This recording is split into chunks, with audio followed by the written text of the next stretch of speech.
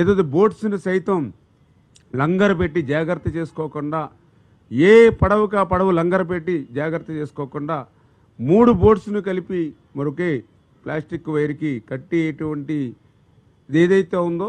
ఖచ్చితంగా ఇదేనా ఉద్దేశపూర్వకంగానే ఆ ఫ్లడ్కి వెళ్ళేటువంటి విధంగా ఏర్పాటు చేసినట్టుగా ఉందా అని చెప్పి ఈరోజు దర్యాప్తు కూడా చేస్తున్న విషయాన్ని కూడా ఈ సందర్భంగా తెలియజేసుకుంటూ అదే అనుమానాలు కూడా రేకెత్తిస్తుందని చెప్పి తెలియజేస్తూ, అదేవిధంగా ఏదైతే ఈ 3 పడవలు అంటే మొత్తం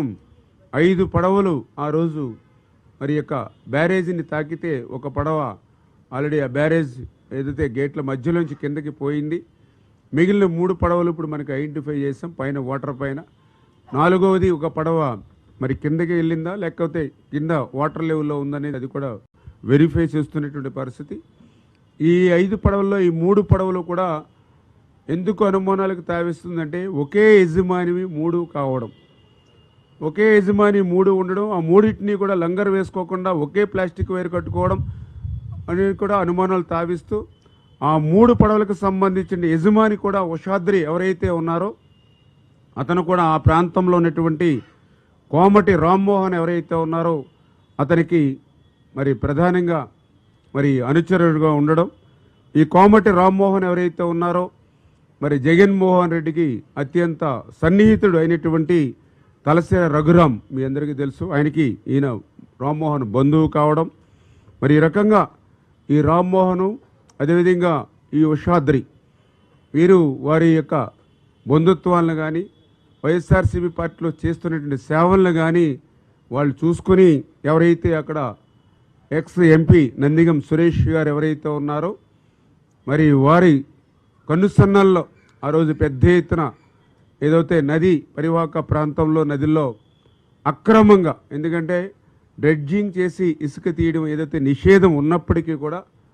ఆ రోజునటువంటి ఈ యొక్క వైఎస్ఆర్సీపీ ప్రభుత్వం యొక్క అండదండలతో ఏదైతే ఇప్పుడు కొట్టుకొచ్చినటువంటి పడవల ద్వారానే ఆ రోజు అక్రమంగా డ్రెడ్జింగ్ చేసి ఇసుకను లూటీ చేసినటువంటి పరిస్థితి ఉందని, ఇప్పుడు ఆ పడవలకు కూడా ఏదైతే బోట్స్ కూడా ఆ వైఎస్ఆర్సీపీ కలర్ కూడా ఉండడం, ఆ రోజు ఏదైతే అక్రమ ఇసుక రవాణాకు కానీ డ్రెడ్జింగ్ చేసేటప్పుడు